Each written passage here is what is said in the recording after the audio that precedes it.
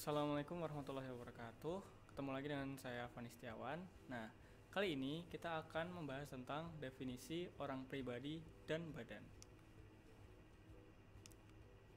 Nah, definisi orang pribadi menurut Dr. Mansuri R. Beliau adalah salah satu konseptor Undang-Undang PPH.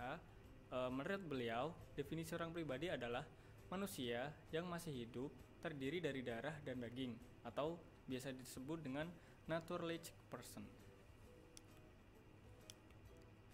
Nah, selanjutnya ada definisi badan. Definisi badan menurut Undang-Undang PPH nomor 36 tahun 2008 pasal 2 ayat 1 huruf B menyebutkan bahwa badan merupakan sekumpulan orang dan atau modal yang merupakan kesatuan baik yang melakukan usaha maupun tidak melakukan usaha.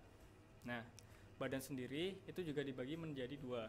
Yang pertama adalah badan publik, yang kedua adalah badan keperdataan. Yang pertama adalah badan publik. Badan publik itu dibentuk berdasarkan undang-undang, dibiayai APBN, dan penerimaannya itu masuk ke dalam anggaran pemerintah pusat atau pemerintah daerah. Yang kedua adalah badan keperdataan. Badan keperdataan ini itu badan hukum maupun bukan badan hukum, dan dibentuk bisa oleh pemerintah ataupun swasta. Lalu badan keperdataan ini pun bisa berdiri di Indonesia maupun berdiri di luar negeri.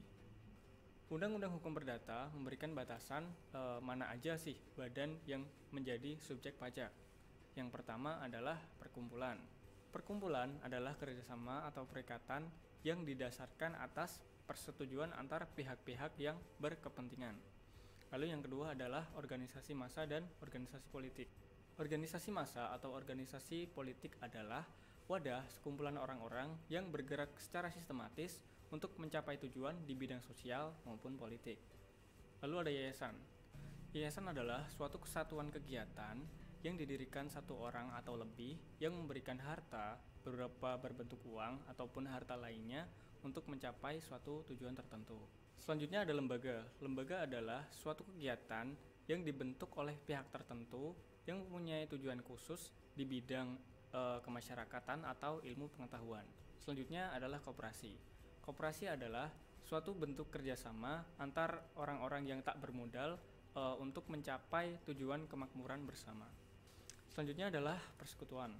Persekutuan ini bisa diartikan sebagai kesepakatan antara dua orang atau lebih yang mengikatkan diri di mana mereka memberikan harta berupa uang, barang, ataupun tenaga dalam suatu kerjasama. Nah, di mana tujuan mereka itu membagi keuntungan atas hasil kerjasama yang telah mereka lakukan tadi.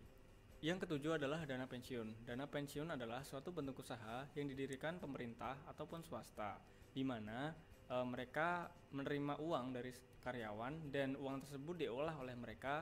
Ketika karyawan tersebut nanti sudah pensiun atau tidak bekerja, mereka bisa mengambil uang yang mereka udah tabung ketika mereka bekerja tadi. Yang kedelapan adalah firma.